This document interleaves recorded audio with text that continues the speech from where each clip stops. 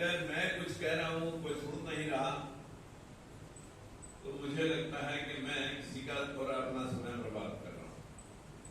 तो इसलिए समय बर्बाद ना करते हुए मैं आप सभी को अपनी हृदय की गहराइयों से आप सभी को प्रणाम करता हूं, आप सभी का धन्यवाद करता हूं कि जो समय, जो टाइम आप निकाल करके यहां तक आए, आज के इस सामाजिक चिंतन शिविर के अंदर अगर वाकई आप कुछ चिंतन करने के लिए आए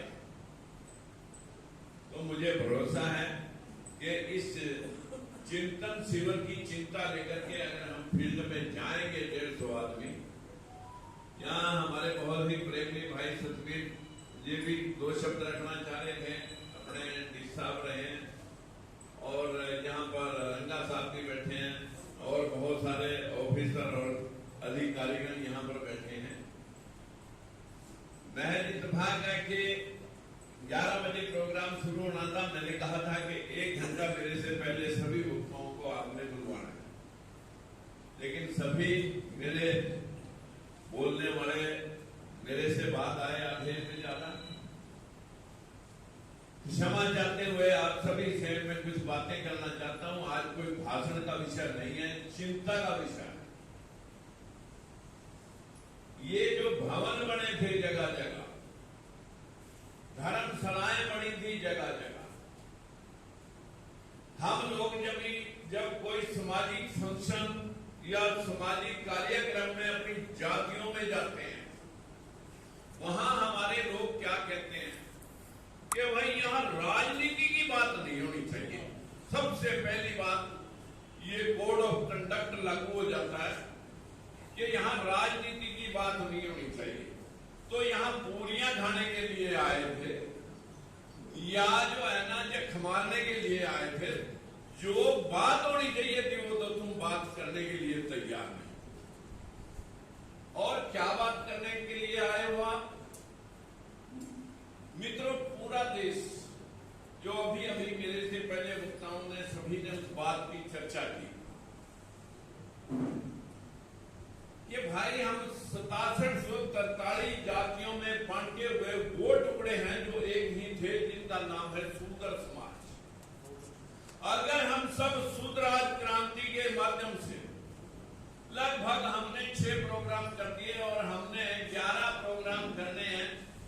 उस श्रृंखला में आज उसका छोटा सा नमूना हम यहाँ पर पंचकुला में भी भाई अलावत साहब जी के प्रयासों का और जेठ जी के प्रयासों का मैं आभारी हूं कि उन्होंने आप सबको मैसेज दिया और उस मैसेज को आपने अमल में लिया और आज यहां पर आप आए। लेकिन इस आने से फायदा तब ही होगा यहां से सुनने के बाद अगर हम फील्ड में जाएं। आप इस जगह बैठे हो, आप कोई सामान खरीद रहे हो, देख लें कि भाई आप हमारा कोई गरीब भाई कोई छोटी मोटी दुकान कर रहा है, हम उसके सहयोगी बन सकते हैं। हमारा कोई भाई कोई काम धंधे के प्रयासरत है, हम उसकी हेल्प भी कर सकते हैं। हर जगह छोटे से छोटी जगह पे हम एक दूसरे का जब हाथ बटाएंगे तब ही आगे बढ़ पाएंगे। आरएसएस ने जब मुगलों के बाद अंग्रेजों ने इस देश को कब्जा किया, क्योंकि यहाँ पर छोटी छोटी रियासतें मराठों की, मुगलों की, राजपूतों की जो आपस में लड़ रही थी, जिसका फायदा उठा करके ईस्ट इंडिया कंपनी ने इस देश को गुलाम जब किया और उसके बाद उन्होंने हमारे इस तबके को शिक्षा के साथ जोड़ करके संविधान सभा में भेजने के लिए जब प्रस्ताव रखा कि संविधान सभा में दलित और पिछड़ा जो शब्द आया बाद में कि इस पिछड़े समाज से भी लोग जाएंगे, तो जो आरएसएस के प्रमुख, जिन्होंने आरएसएस की गठन करने वाले लोग, जिन्होंने चिंता व्यक्त की कि अगर देश आजाद हुआ अंग्रेज चले जाएंगे, हम 3% हैं, तो फिर इस देश पे राज बहुजन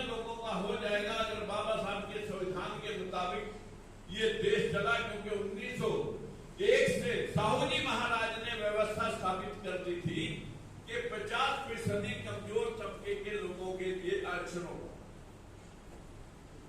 वो व्यवस्था का चिंता आरएसएस के लोगों को जो 1925 में गठन किया गया कि अंग्रेज अगर चले गए हम क्या करेंगे, तब उन्होंने इस देश के अंदर आरएसएस का गठन करके हमारे लोगों को आपस में लड़वाया। हमारे ही लोगों में बीच में पाकिस्तान और हिंदुस्तान, कहीं कोई आरएसएस का कोई व्यक्ति आपको जंगे आजादी में सर कटाता हुआ नहीं मिलेगा। सर कटाए हमने राजगुरु सुखदेव, भगत सिंह, ऊधम सिंह, कंबोज राज और जो हमारे जिन लोगों के नाम होने थे वो नाम नहीं आए। जिन लोगों का इस देश में सर कटाने के बाद नाम तक उनके घरों के ऊपर झुंड और झाड़ जाम रहे हैं। यहां चाहे राव तुलाराम की रियासत गई है, चाहे राजा नाहर सिंह है, चाहे उसका सेनापति गुलाब सिंह सैनी है, चाहे धन सिंह गोदवाल है जो गुर्जर समाज का है, जिसके परिवार को फांसी आई, जो ऊधम सिंह कंबोज है, जिन लोगों को इस देश को आजाद कराने में जिनकी कुर्बानियां हुई, शहादत हुई, उनका साथियों, उनके परिवार या उनके वंशज आज भी हाशिए पे खड़े हैं। और जो लोग इन लोगों को लड़ा करके अंग्रेजों से पीठ छुड़ा करके सत्ता पे काबिज हुए हैं, सिस्टम के मालिक वो है। हमें क्या पढ़ाया जा रहा है इस देश में? कबीरदास, रविदास, इस देश के अंदर गुरु नानक देव, गुरु गोविंद सिंह, इस देश के अंदर गौतम बुद्ध, महावीर जैन मुनि महाराज, या इस देश के अंदर भीमराव अंबेडकर, सावित्रीबाई फुले, काशीराम, उनको पढ़ाया इतिहास में नहीं जा रहा। क्या पढ़ाया जा रहा? सरस्वती हर स्कूल में पढ़ाई जा रही है, फोटो लगी हुई है। जब नारी जाति के ऊपर बैन था पढ़ने पे, तो ये कहां पीएचडी करके आई थी? ये किसकी बेटी कब पैदा हुई? इसने कहां शिक्षा लेकर विद्यालय खोले? यहां लक्ष्मी और सरस्वती का खेल चल रहा है। यहां दुर्गा से शक्ति मिलती है, लक्ष्मी से धन मिलता है, सरस्वती से ज्ञान मिलता है। सारी शक्ति, सारा धन और ज्ञान भारत में होना चाहिए था, और वो भी दलित और पिछड़े लोगों के पास होना चाहिए था, SC, ST, OBC में होना चाहिए था, क्योंकि सबसे ज्यादा पूजा में अगर कोई संलिप्त है, बस वो तो यही लोग हैं जो इनसे पत्थर पुजवा रहे हैं। उनके बच्चे कावड़ा ढोने के लिए नहीं जा रहे, हमारे बच्चे कावड़ा ढोने के लिए जा रहे। आप लोगों को समझा रखा है कि ये जीवन तो तुम्हारा खराब हो गया, गरीबी में कट गया, नीच उसमें जाति में पैदा हो गए, गरीबी में पैदा हो गए। आप जो कम से कम अगला जीवन सुधार दो। ये जीवन खराब हो गया, कोई बात नहीं, जो भी कमावा, जो भी आप इकट्ठा करें, सारे का दान, पुण्य, तीर्थ, व्रत, पूजा पाठ, उपवास, सारा कुछ काम करने से तुम्हें अगले जन्म में मोक्ष भी मिलेगा, स्वर्ग भी मिलेगा। ये जीवन खराब हो गया, कोई बात नहीं। पूरा देश स्वर्ग और नरक के नाम पर लुट रहा है। एक दिन मथुरा वृंदावन से मेरे पास कुछ लोग, 20-25 लोग आए, क्योंकि वहां मैं स्कूल के उद्घाटन पे गया। स्कूल का नाम रखा था सूरसैन पब्लिक स्कूल। मैंने कहा भाई ये सूरसैन कौन है? झांकी तो तुम सावित्रीबाई फुले की निकाल रहे हो और नाम रख रहे हो सूरसैन। मैं कहा ये कौन था? बोले कि हमारा राजा था। आपको नहीं पता क्या? पता तो मुझे था, लेकिन मैंने उनसे पूछा भाई कौन था, बताएंगे? बोले जी ये जो राजा रामचंद्र जी हुए, उनका भाई शत्रुघ्न था। शत्रुघ्न की हम औलाद हैं, हम उसकी औलाद हैं, शत्रुघ्न की। और उसका बेटा शत्रुघ्न का सूरसैन महाराज राजा है। मैंने कहा वो तो क्षत्रिय थे, अगर शत्रु का नाम थे तो वो तो क्षत्रिय बताते हैं अपने आप को। वो क्षत्रिय अपने आप को घोड़े कहते हैं। भाई हम हॉर्स हैं, हॉर्स पावर है हमारे में। वो घोड़े, तुम गधे। बस मेरे को यही समझा दो कि तुम भी क्षत्रिय होने चाहिए थे। तुम गधे कैसे बने और वो घोड़े कैसे हो गए? लेकिन अभी तक हमारे समाजों को सबको, किसी को दक्ष प्रजापिता की फोटो दे दी। हमारे वाल्मीकि समाज के वो वाल्मीकि ब्राह्मण है जिसने पुष्यमित्र सुख के दरबार में बैठ के रामायण महाभारत की रचनाएं लिखी हैं, तुलसीदास ने लिखी हैं। वामन वाल्मीकि ब्राह्मण है। कहीं जाके कोई हमारा वाल्मीकि समाज का आदमी किसी ब्राह्मण के घर में फोटो दिखा देना वाल्मीकि जी की, जिसको वो अपना गुरु बताते हैं, तब तो हम मान ले। लेकिन सबको एक एक सूर, सैन समाज को सैन भगत दे दिया, कश्यप समाज को दूसरा कश्यप ऋषि दे दिया, हमारे किसी को दशना भगत दे दिया। हर समाज को एक एक देवी देवता पकड़ा दिया और हम उनकी पूजा में लीन हैं, अलग अलग बटे पड़े हैं। जबकि हम सारे के सारे इस देश के मूल निवासी हैं, मूल निवासी। और हम सब के सब, उन्होंने जब आर्यन सभ्यता इस देश में आई थी, 4 वर्णीय व्यवस्था बनाई। 3 वर्ण में 3 जात, ब्राह्मण 1 वर्ण 1 जात, क्षत्रिय 1 वर्ण 1 जात, वैश्य 1 वर्ण 1 जात और शूद्र वर्ण में 843 जात। लेकिन आपको तो शूद्र वर्ण में, जिससे जब बाहर से लोग आए, जो मोस्ट इंटेलिजेंट थे, वो तो बढ़ गए ब्राह्मण, पूजा पाठ शिक्षा दीक्षा, जो अट्टे कट्टे थे दिया तुम्हारी रक्षा करो क्षत्रिय। जो तीसरे नंबर के मोटे ताजे थे, पढ़े लिखे, तुम व्यापार करो वैश्य, और तुम हमारी सेवा करो। जिसने सब्जी उगा दी मारी, जिसने भेड़ बकरी चला दी ग्वाला, जिसने गौ चला दी गुलजन, जिसने कपड़े धो दिए धोबी, कपड़े सिल दिए दर्जी, मिट्टी का बर्तन बना दिया कुम्हार, लोहे का औजार बना दिया लोहार, जिसने खाट बना दी बढ़ाई और जिसने शेप बना दी नाई। जो जो हमारे काम लिए हमारे से, वो हमारी जातियां बना दी। जबकि हम भारत के मूल निवासी सारे के सारे इस देश के मालिक थे और बाहर से आने वाले लोगों ने इस देश के ऊपर हमारा सारा सिस्टम हाईजैक करके दिमाग से हमें फाड़ रखा है। आज एक प्रयास हमने किया। मैं भाई जैन जी जब बात कर रहे थे, मैंने कहा भाई एससी समाज के जब अंबेडकर भवन में कोई प्रोग्राम होगा तो सारे एससी भाई आ जाएंगे। उनमें बैकवर्ड नहीं आते, और जब बैकवर्ड किसी पंचायत में चौपाल में प्रोग्राम करते हैं, जिस जाति की चौपाल होगी बस वही आगे, दूसरा आएगा ही। फिर भी मैं आज थोड़ी सी तसल्ली के लिए जानना चाह रहा हूं कि भाई क्या बैकवर्ड आए, जरा ओबीसी समाज के जो लोग आए एक बार हाथ खड़ा करें ऊपर, जो बैकवर्ड समाज से लोग आए, बैकवर्ड समाज से जो भी लोग आए हाथ खड़ा करें, हाथ ऊंचा रखें, ऊंचा रखें। अभी आप ये देख लें कि आपको इन भाइयों ने, जिनको तुम छोटा भाई मानते हो, ये तुम्हें बड़ा भाई मानते हैं, उनकी संख्या आज भी तुम्हारे से 3 गुनी है। आप सब भाइयों से मेरी हाथ जोड़ के विनती है, यदि हम इकट्ठे होंगे तो फिर ना इनका शोषण कोई कर सकेगा और ना हमारा।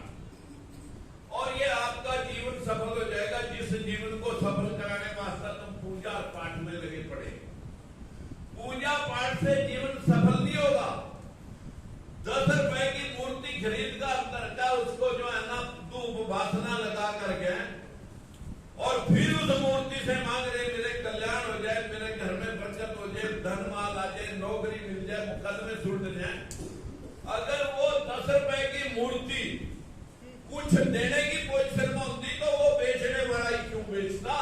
आप कम से कम ये तो अपने मत्थे को जो है ना पकड़ करके बैठे हो, तो इसी से अंदाजा लगा सकते हैं आप। लेकिन मैं एक बात आपको जरूर बताना चाहूंगा। जब मैं मथुरा वृंदावन के लोगों के बीच में कहा कि ये तुम्हारे ग्रंथ शास्त्र सारे के सारे बनावटी हैं, ये लोगों ने हमें गुलाम बनाने के लिए लिख रखे, ये कल्पना है तुम्हारी। गौतम बुद्ध के इतिहास को मिटाने के लिए, अशोक सम्राट के इतिहास को मिटाने के लिए ये काल्पनिक ग्रंथ लिखे गए। तो वहां सन्नाटा छा गया, और जब सन्नाटा छा गया तो वो लोग लगे कहने जी आप कैसे काल्पनिक कह रहे हो।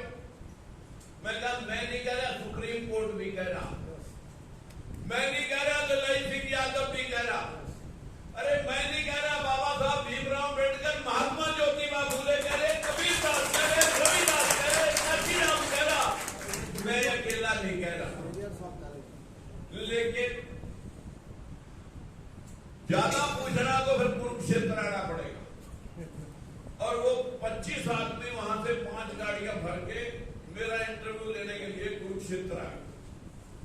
जब कुरुक्षेत्र आए,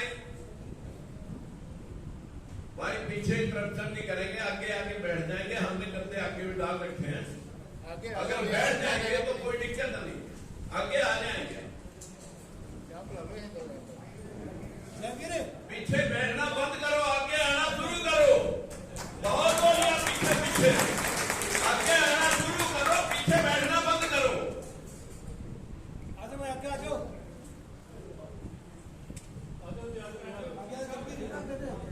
मित्रों, मित्रों मेरी हाथ जोड़कर विनती है, जब वो 25 आदमी मेरे पास आए, मैंने उनसे पूछा कि भाई ये तुम किस चीज में बिलीव करते हो, जरा ध्यान देंगे। अब हम सारी बात को थोड़ा चर्चा का विषय है। नूरा कुश्ती साहबा के अगर हमसे बैठते, मैंने उनसे पूछा कि भाई आप इत्तेफाक से जो है ना इतनी दूर चल के आए हो, आप साइंस में बिलीव करते हो या शास्त्र में? बोला जी शास्त्रों से तो साइंस निकली। मैंने कहा फिर ये मोबाइल तो उसी दिन पड़ जाना चाहिए था जिस दिन तुम्हारे शास्त्रों में साइंस थी। मैंने कहा ये नेसेसिटी थी, मदर ऑफ इन्वेंशन, ये तो इंसान की खोज है, जैसे जरूरत पड़ी उसने बना लिया। लेकिन अगर तुम्हारे शास्त्रों में साइंस थी तो आज भी तुम बाहर दीवार से एक आदमी बिठाओ, उसके पास कोई भी श्लोक पढ़ दो, पर मैसेज हो जाना चाहिए कि हमने क्या कहा। फिर दीवार के बाहर बिठाओ, यहां श्लोक पढ़ो और मैसेज करके दिखाओ अगर तुम्हारे शास्त्रों में कुछ साइंस थी। वो तो थे चुप। मैंने कहा चलिए फिर ये कैसे लिख दिया, ढोल गवार सुंदर प्रसुंदारी सकल ताड़ना के अधिकारी, ये तुम्हारे शास्त्रों में क्यों लिखा? मैं आज आपके सामने कुछ बातें जो चर्चा करने की है फील्ड में जाकर के, चाहे हम भले कितने भी कैटराइज हो, लेकिन हर रोज ज्ञान की जरूरत होती है। मेरी आपसे विनती है कि मैं कुछ चर्चा आपके सामने उन लोगों के साथ हुई वार्ता की ही मैं करूंगा। मैंने कहा भाई ये ढोल गवार सुंदर प्रसुंदारी सकल ताड़ना के अधिकारी, ये कैसे लिखा गया? बोला ये तो उस वक्त लिखा गया। मैं उस वक्त किसने लिखा, ये शास्त्र किसने लिखे? बोले मनु ने। ये कौन था? बोले ये विष्णु का अवतार मनु महाराज। ये किताबें सारी उसने लिखी? बोला जी हाँ। मैं कब? बोला सतयुग में। तो मैंने उनमें लिख रखा कि जब कोई पृथ्वी पे अधर्म होगा तब मैं आऊंगा, प्रजा कर दूंगा। तो कोई अधर्म होगा सतयुग में, प्रजा हुई तो त्रेता आ गया। फिर त्रेता में सीता को रावण हरण हो गया, फिर भगवान राम आए और फिर प्रजा कर गया। फिर द्वापर आ गया, फिर द्वापर कृष्ण जी आ गए सजा देने के लिए दुर्योधन को और जरासंध को। फिर प्रजा कर दी, फिर महाभारत हुआ, सब कुछ खत्म हो गया। प्रजा का क्या मतलब है? सब कुछ जब समाधि होना, सृष्टि का नए सिरे से अवतरित होना और युग का पलट जाना। मैं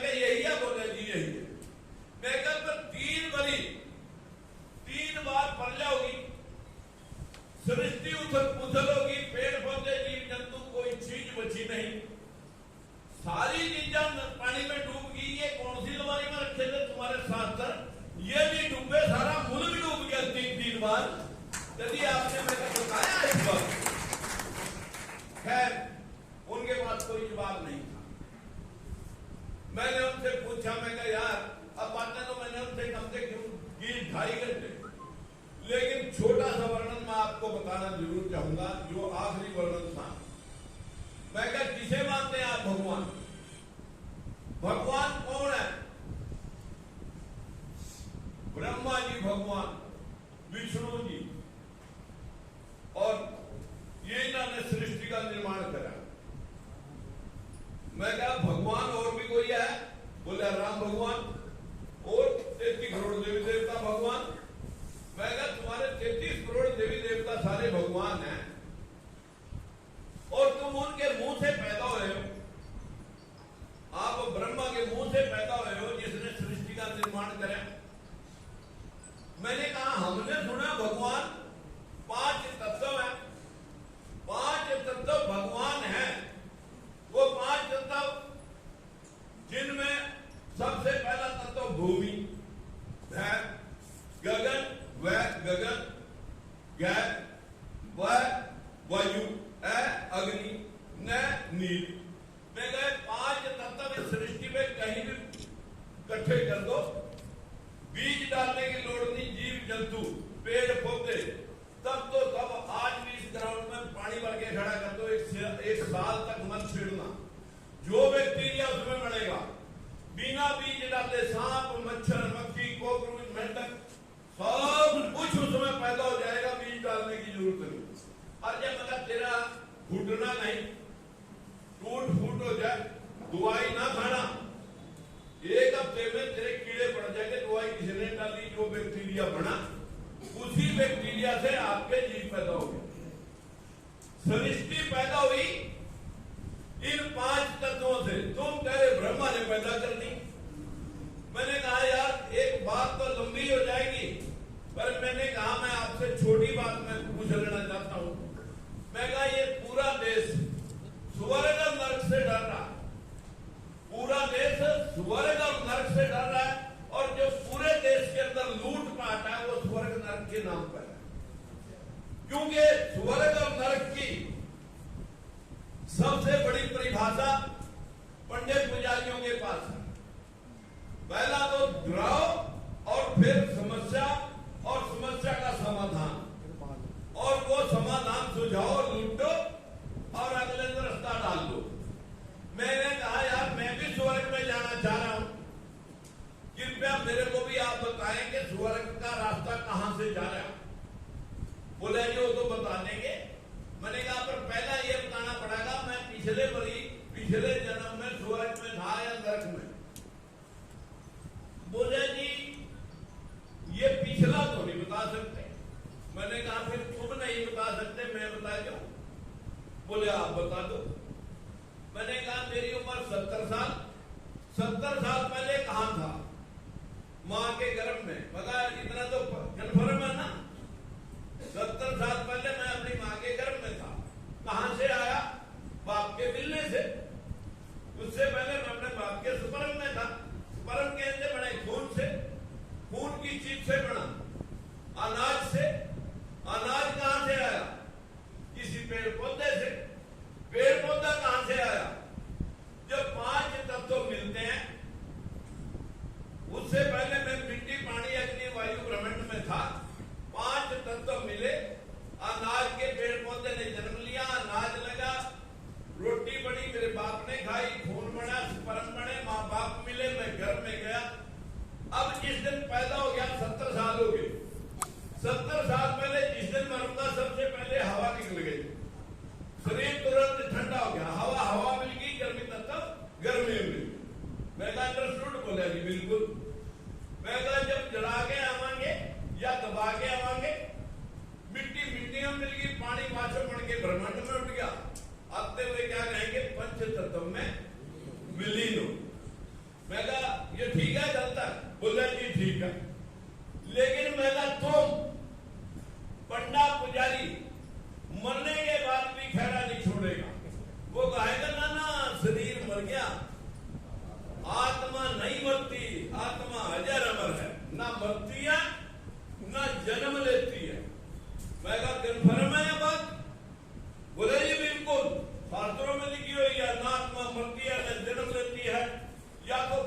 अच्छे कर्म करोगे प्रभु चरणों में लीन होगी, या फिर दोबारा नरकों योनियों को भोग करके दोबारा लक्ष्य राशि में आएगी। फिर तुम्हारा गधा बनाएगा, कुत्ता बनाएगा, घोड़ा बनाएगा, खच्चर बनाएगी। महाराज पंडित जी बस खच्चर बनने से बचा ले, मुंड रोते रोते मर जाऊंगा, जो लेना तुम दान करा ले, पर खच्चर ना बन। ये ड्रामा तुम देते हो। मैं कहा तुम्हारी बात बड़ी कर देता हूं।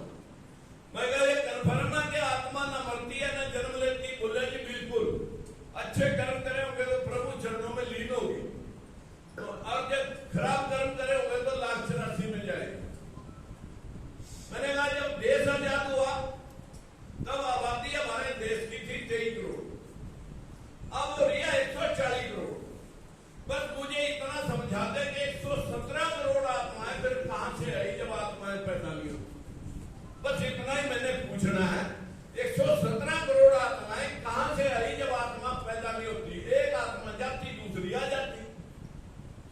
अब पंडित एक दूसरे के मोड़ ही देखे।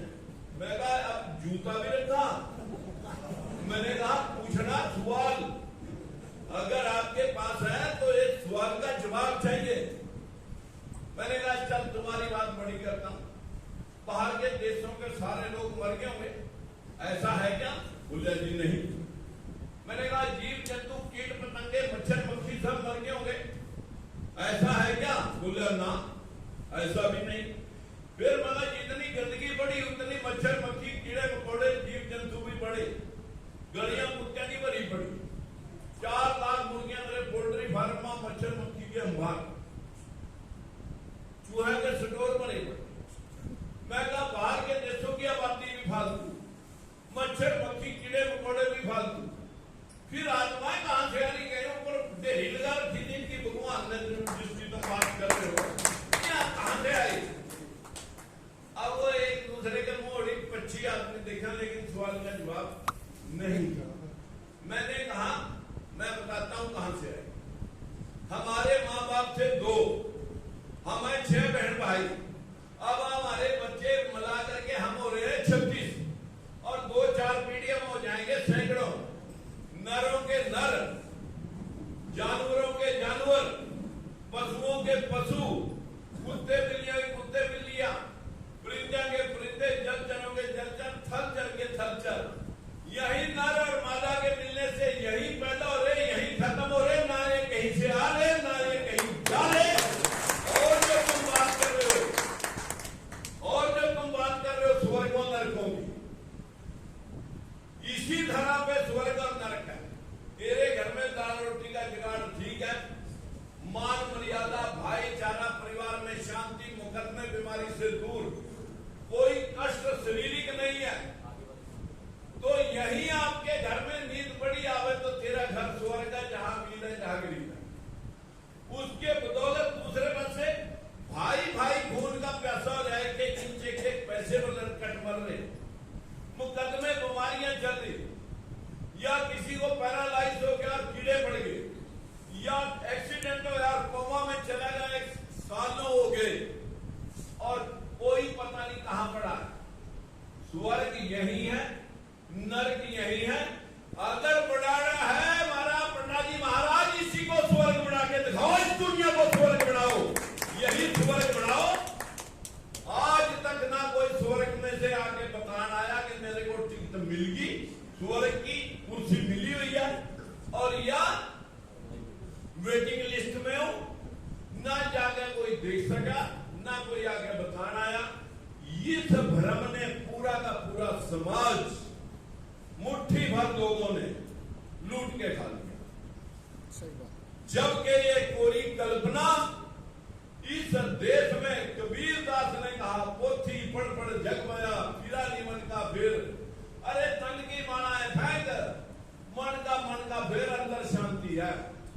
भगवान कहाँ है? तुम्हारे अंदर है। वो कहीं बाहर ढूंढने जा रहे, पर मैं पत्थर पूजे हरी मिले, मैं पूजू पहाड़ घर की चक्की, कोई न पूजे जिसका पीछा कर संसार। अरे अपने पत्थर पूजने से अगर भगवान मिल जाते तो अब तक ये सारा दिन जो पहाड़ों में जीव जंतु हुआ तो सारे भगवान इनके पास होते।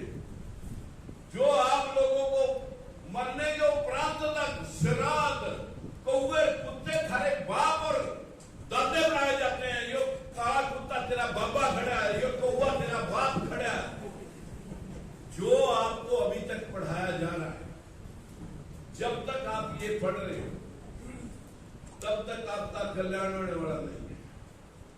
मेरी आपसे विनती है, हमें पहले अपनी घर की महिलाओं समझाना पड़ेगा। अपनी घर की महिलाएं अभी समझने के लिए तैयार नहीं है। फिर भी जब किसी महफिल में आएंगी, समझेंगी, तो थोड़ा बहुत ज्ञान आ ही जाएगा। आज नहीं आएगा तो कल आएगा, क्योंकि काशी राम से पहले बाबा साहब भीमराव अम्बेडकर, महात्मा ज्योतिबा फूले की विचारधारा को लेके काशी राम आया। उसने अपने एक समाज को समझाया, जिसकी वोट लेने के लिए ब्राह्मण भी आया, क्षत्रिय भी आया, वैश्य भी आया, सब के सब आए। मेरी आज 85% भाइयों से हाथ जोड़ के अपील है कि काशी राम एक था, फूले साहब एक थे। जब आप शिक्षा नहीं ले सकते थे, उसके बाप को मनुवादियों ने प्रेशर दे दिया कि जान से मारेंगे तेरे और तेरे बेटे को, या तो कहते स्कूल बंद कर दे। बाप ने कंडीशन रख दी, या तो स्कूल बंद कर दे या घर छोड़ दे। घर छोड़